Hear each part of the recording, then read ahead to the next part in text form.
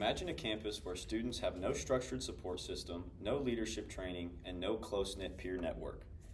Imagine incoming freshmen navigating the pressures of college entirely on their own. For many universities, this would be the reality if fraternities and sororities were abolished. Fraternities and sororities should not be abolished at universities because reform can fix their problems, they provide significant academic, social, and personal benefits, and abolishing them would create more harm than good. As a member of the Alpha Gamma Rho fraternity and someone who has held executive positions, I've experienced firsthand how fraternities build leaders, foster lifelong friendships, and support students academically, socially, and emotionally. I've also seen how thoughtful reform can improve Greek life without destroying the support structures students rely on.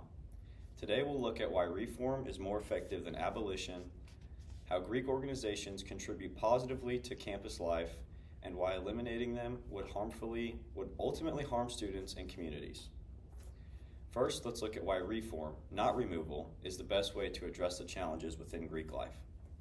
There's no denying that problems like hazing and academic struggles have existed in Greek life, but the presence of problems doesn't mean abolition is the answer. Research consistently shows that structured training and positive traditions can replace the harmful ones. According to Matt Donnelly from the Hazing Prevention Network in 2023, one of the most effective ways to reduce hazing is by replacing dangerous rituals with positive community-building activities such as service projects, mentoring, shared meals, and hazing-free initiation events. In other words, we don't need to eliminate Greek life. We need to reshape it.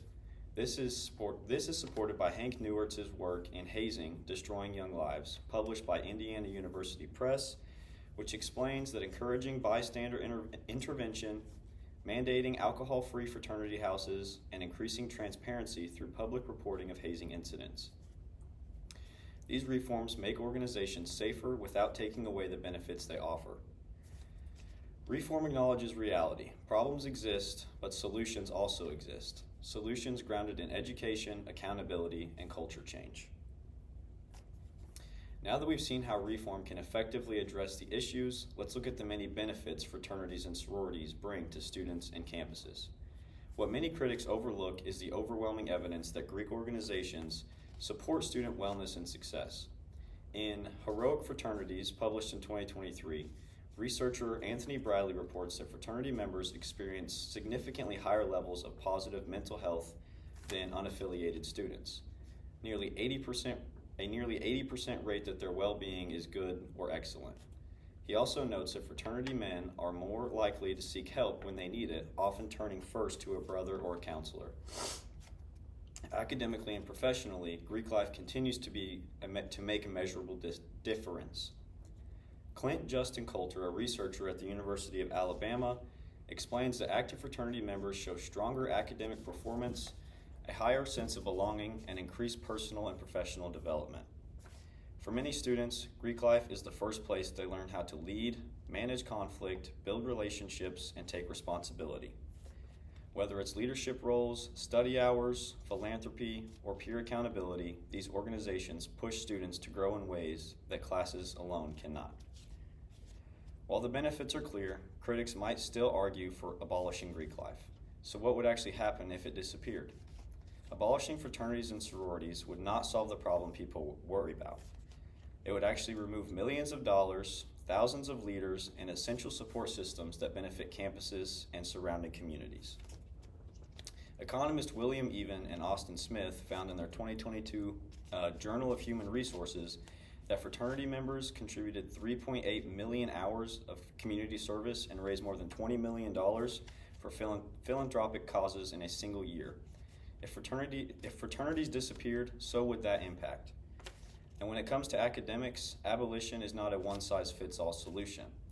Even and Smith's study also showed that the academic impact of Greek life varies across different types of students and chapters. This means that you can't fix academic issues by wiping out the entire system. Instead, targeted academic programs and chapter-specific interventions are far more effective. This is further supported by Jonas Vanderbilt's 2022 doctoral dissertation, which emphasizes that hazing policies must be continually reviewed supported by strong training workshops and paired with widely understood reporting systems. Again, the evidence points toward reform, not abolition, as the strategy stated actually works. Eliminating Greek life would remove philanthropy, student leadership, opportunities, support peer networks, and major contributions to the community engagement. With smart reform and strong oversight, Greek life can continue providing these benefits while minimizing its risks. Fraternities and sororities should not be abolished at universities because reform can address their problems.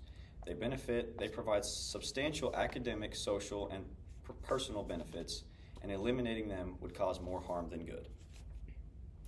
Today, we've explored why reform is more effective than removal, how Greek organizations support student development in powerful ways, and why abolishing them would ultimately damage campuses and communities more than it would protect them. Rather than abolishing Greek life, universities and students should work together to reform it, strengthen it, and ensure that it remains a safe and supportive, enriching part of the college experience for generations to come.